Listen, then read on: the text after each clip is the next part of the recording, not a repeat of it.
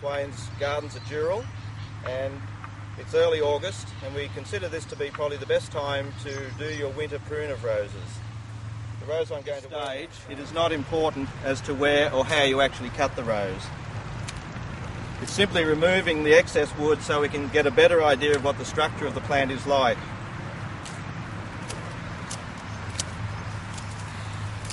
So what we've done is we've removed now the bulk of the top of the plant, which makes it so much easier to see what wood we're looking to keep and what we're going to remove.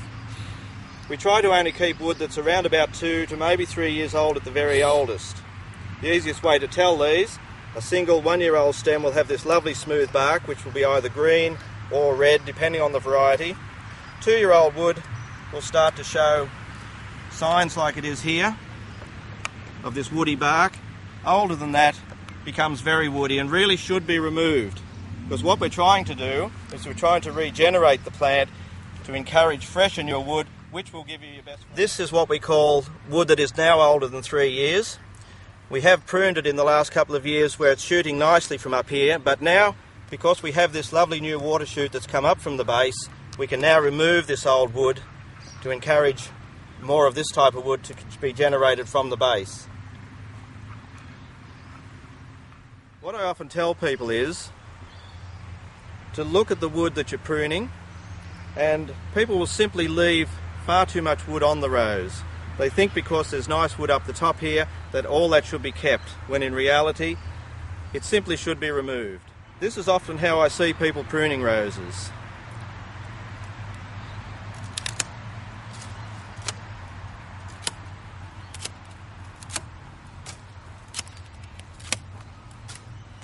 Now what you really should be doing, and you need a little bit of more gentle persuasion for that, is to simply get yourself a decent pair of loppers.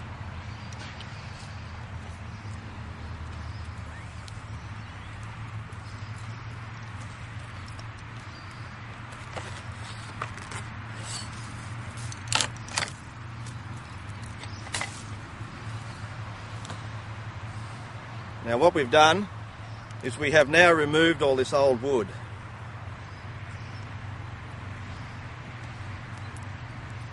And what this is going to do is it's going to encourage more of these new canes to come from the base of the plant. And that's what we're looking for. Renewal of all the wood.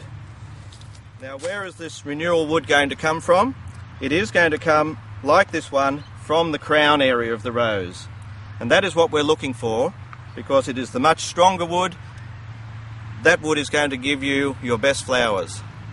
We have the confidence here not to be frightened of this wood, and we're going to remove these last 3 old woody canes.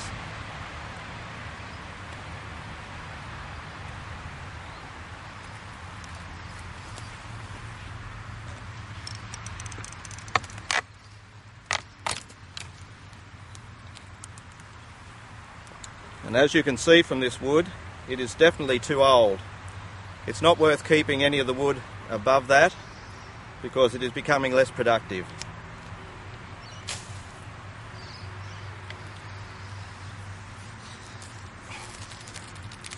You're not taking it through them out, are you? I certainly am.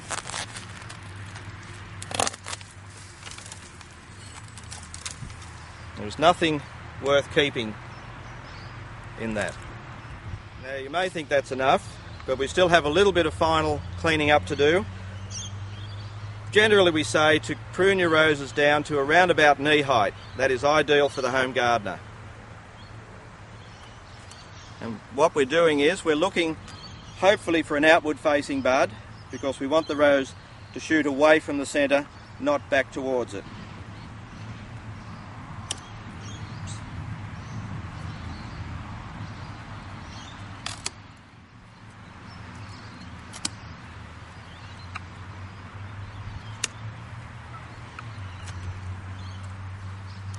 Now there's one little trick that you can do to help stimulate more growth from the base of this plant.